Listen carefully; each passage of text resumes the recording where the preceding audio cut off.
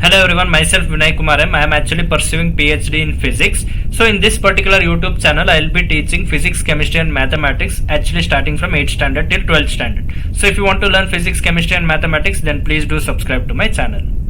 In my last video, I was actually discussing various chemical effects of electric current, which is actually the 11th chapter of 8th standard science subject. So in this particular video, I will be teaching the exercise questions which is actually there in this particular science chapter. So please go through this video carefully. So coming to the first question in this particular exercise, we have fill in the blanks. So in that we have 4 questions. Coming to the first question in this particular fill in the blanks. Most liquids that conduct electricity is dash dash and dash. Actually, acids, base and salts only can conduct electricity in liquids.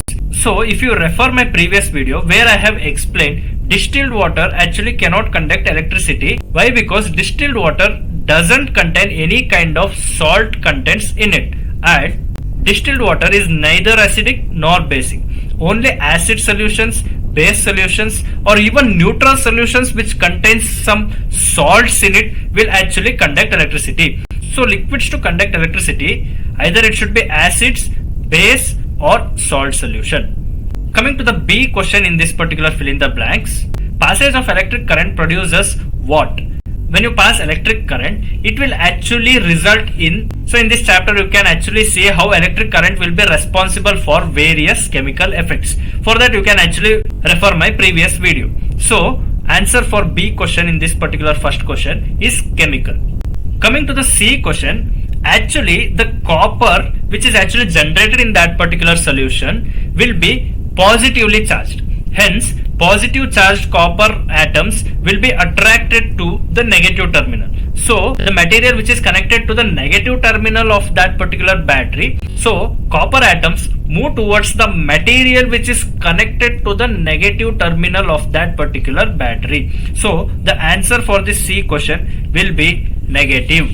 Coming to the D question in this particular fill in the blanks, the answer is electroplating. So coating of any desired metal on a particular material is actually known as electroplating. So the answer for this D question will be electroplating. So coming to the second question in this particular exercise, they have actually asked when two ends of a particular tester is actually dipped in a particular solution, the magnetic needle shows the deflection. So you might refer my previous video where I have shown an electric wire which is actually coiled around a magnetic compass and which is connected to a battery, and two terminals is actually dipped inside a solution, and when battery is turned on, still the magnetic compass actually shows the deflection. Why? Because in which the terminals of that particular tester is actually dipped, that solution contains some kind of salts in it. Hence, because of that particular salts, electrons will easily flow from one terminal to other terminal. Even though they are not connected inside the solution, that solution will actually make sure that electrons are traveling from one terminal to another terminal because that particular solution contains salts in it. Hence, the salts or the chemical elements which is present in that particular solution will be responsible for electrons to flow from one terminal to the other terminal. Hence, electric current will be passing through that circuit. Hence, that particular magnetic compass shows a certain deflection.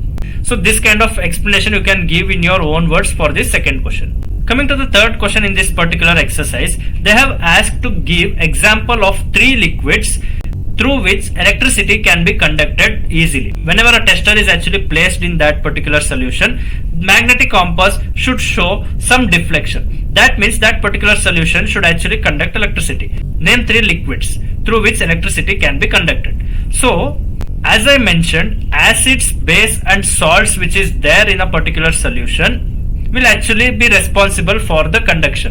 So here one particular solution you can take orange juice, because orange juice contains some kind of acidic nature in it. Hence orange juice can easily conduct electric current through it. You can also take lemon juice as an example, because even lemon juice contains some acidic nature in it. Hence, lemon juice can also conduct electric current. Even salt solution, common salt which you have in your home, if you put that particular common salt into water, then also that particular water will turn to be more conductive. Hence, salt solution can also be an example for this third question. So, orange juice can be one particular example, lemon juice can be the other example, salt solution can be the other example. Even various kind of acids, base, even certain salt solution can also act as good conductors for electric current to conduct. Coming to the fourth question, they have actually given a particular circuit where the battery is connected to a bulb and two terminals are actually dipped inside a solution. So here actually battery is turned on, but this bulb is actually not glowing. This bulb is actually off. Even when the battery is on, the bulb is off. That means electricity is not flowing through this circuit. Even though the terminals of this particular circuit is actually placed in a solution, still the bulb is not glowing. That shows absence of electric current flowing through this circuit. So they have asked to list the reasons for this. So one particular reason which you can give is that solution in which this particular terminal is dipped is actually a bad conductor. So this solution may be a bad conductor, hence this is not allowing electrons to actually flow from one particular terminal to the other terminal. Hence electric current is actually absent in this particular electronic circuit. So other reason might be battery might not be working properly, because battery is actually supplying the necessary potential for bulb to glow. Only when battery is turned on, the electrons which is there in the positive terminal of battery will flow to the negative terminal, and the potential which is generated will be responsible for electric current to flow from negative terminal of that particular battery to positive terminal. So here if battery is not working properly, then also bulb will not glow. So this might be the second reason. So first reason might be solution might be bad conductor. Second reason might be battery is not working properly. Even you can assume that bulb is also not working. So even if bulb is not working, battery is working fine, solution is actually conducting electricity, but still if bulb is not glowing, then bulb will be not working properly. So there might be three reasons why bulb is actually not glowing. One is solution may be bad conductor, so that it doesn't conduct electricity through it, or battery might be not working, or bulb might be not working. So even you may assume the electric wire which is actually used in this particular circuit might also got damaged. So that also can be the reason for bulb to not glow. Coming to the fifth question in this particular exercise, they have actually given two situations and they have actually given four options.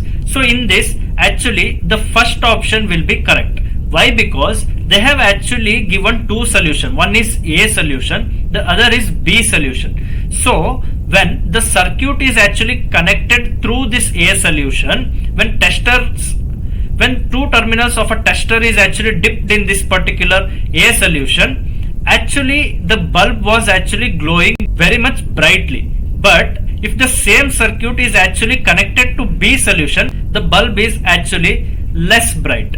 In these two cases, the bulb which is used is of same power. When the terminal of this tester is dipped in this B solution, the bulb is glowing with lesser brightness, and here the bulb is glowing with more brightness when the terminal of this particular tester is connected with solution A. And they have given a set of options in which first option states liquid A is a better conductor than liquid B. So here liquid A is better conductor than liquid B. Here because liquid A is better conductor than liquid B, hence more electricity will be conducted in this particular solution. Hence bulb will glow with its full brightness.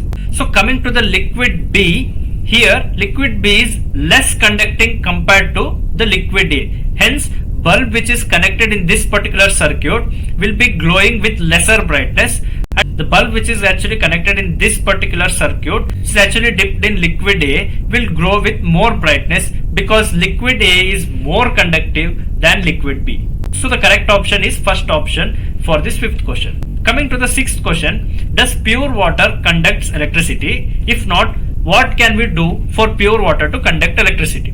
So pure water is actually known as distilled water. So this particular distilled water or pure water contains no chemicals in it. So this distilled water doesn't contain any kind of chemicals in it. Hence the flow of electrons will be restricted in this particular pure water or distilled water. Hence distilled water or pure water actually act as weak conductors.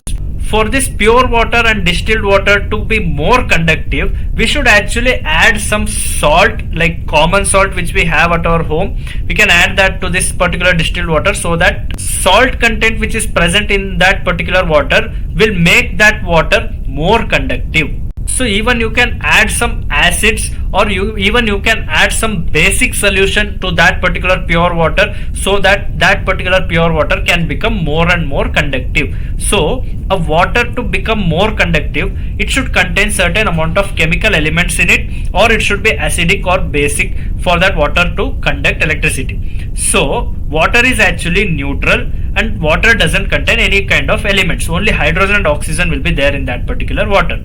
Only when particular chemical elements or particular salts is actually added to the water, or certain acids or certain basic solutions is actually added to that water, then only that particular water will become more and more conductive. So this you can explain in your own words for this 6th question. Coming to the 7th question in this particular exercise, they have given firemen, before actually putting water to an area which has catched fire, they will actually turn off the main electrical supply for that particular area. Why? Because whenever there is fire catched up in a particular area or in a particular house, there will be a lot of electrical equipments and electrical cables which is there in that particular house.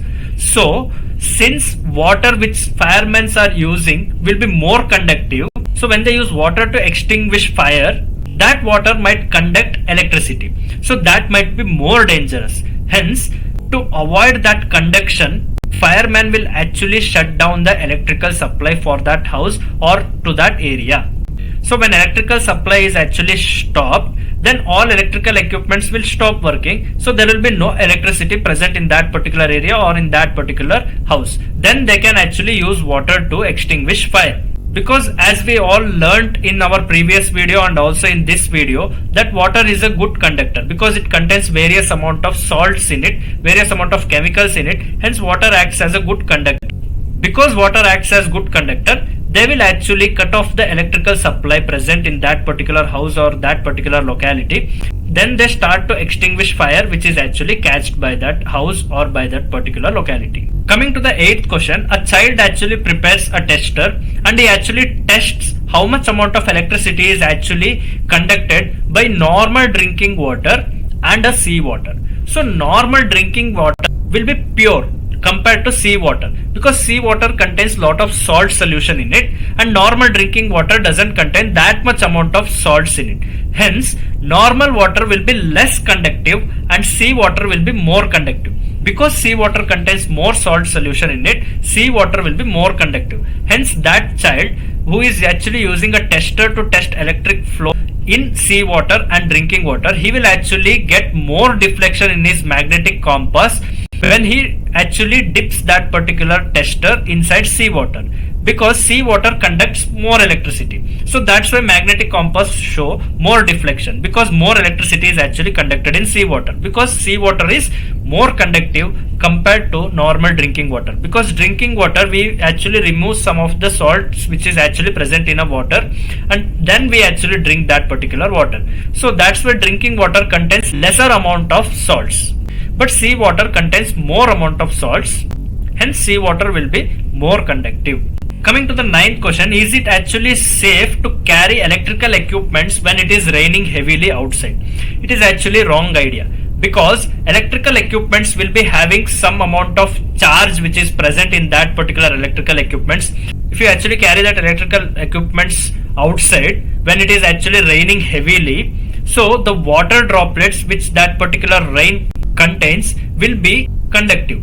So when you actually carry that particular electrical equipments in raining, that water will actually jam the electrical equipments or it may actually damage the electrical equipments, because electricity or the electric charges which was present in that particular electrical equipments will start conducting when it comes into contact with water molecules, because water is actually good conductor of electricity, normal water. So that's why carrying an electrical equipment in a heavy rain is a bad idea, because electrical equipments might get damaged, and also if that electrical equipments contain heavy charge in it, then that might react with water molecules and it might be danger for person who is carrying that particular electrical equipments as well. So that's why it is not good idea to carry any kind of electrical equipments in a heavy rain. So you should actually wait till the rain stops, and then only you can actually transport, or then only you can actually carry that electrical equipments outside. Coming to the 10th question, there is a student who has actually collected rainwater, and she thinks that that particular rainwater is actually pure form of water, and she actually tests the electrical supply through that particular water, and to her surprise there will be conduction of electricity in that particular rainwater as well.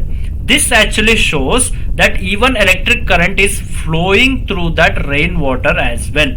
You might be thinking that rainwater is pure water. Why electricity is actually flowing through rainwater? Because even rainwater contains some amount of salts in it, some amount of minerals in it. Because when rainwater actually gets evaporated from Earth's surface, when it condenses to form a cloud in the Earth's atmosphere, and the water which was actually evaporated contains some amount of salts and some amount of minerals in it. So that particular salts and minerals which was there in that particular water molecules will condense, and again it comes back to Earth in the form of rain. Hence, the minerals and salt which was already contained in that particular water molecules will also come along with that particular rain. Hence, even rainwater contains some amount of salts and some amount of minerals in it. Hence, even rainwater to a certain degree will conduct electricity. Coming to the 11th question, they have actually asked to list out certain objects around you which has already got electroplated. You can see so many steel objects which you actually using in your day-to-day life is actually electroplated. Even your bicycles, even your bikes, even your car, even your automobile vehicles, everything is actually electroplated. You can see so many materials around you in your house, in your school. So you can go on looking around you and you can actually list so many examples for materials which has got electroplated. Coming to the 12th question, there is one impure copper plate and there is one pure copper plate. So to which end of the battery impure copper plate will be connected so that this pure copper plate is actually coated with copper. So copper is actually positively charged and it will actually attracted towards the negative terminal. So the negative terminal of battery should be connected to the pure copper plate, and this impure copper plate should be connected to the positive terminal of the battery. So this is actually impure copper plate and this is actually pure copper plate. So the copper ions which is there in this particular impure copper plate will actually get mixed with this solution, and the copper ions which are generated in this particular solution will be actually traveling towards negative terminal, because copper is actually positively charged. Because when you use copper sulfate solution here, copper will be positively charged when it splits from copper sulfate. So positive ions will be attracted towards negative terminal. Hence we want pure copper plate to be coated with copper. Hence this pure copper plate should be connected to the negative terminal of this particular battery, so that this positive copper ions will go and sit to this copper plate which is actually connected to the negative end of this particular battery. So in this video I have explained answers for all 12 questions which was present in this particular chapter. So like this I will be teaching physics, chemistry and mathematics starting from 8th standard till 12th standard. So to learn physics, chemistry and mathematics, please do subscribe to my channel. Thank you.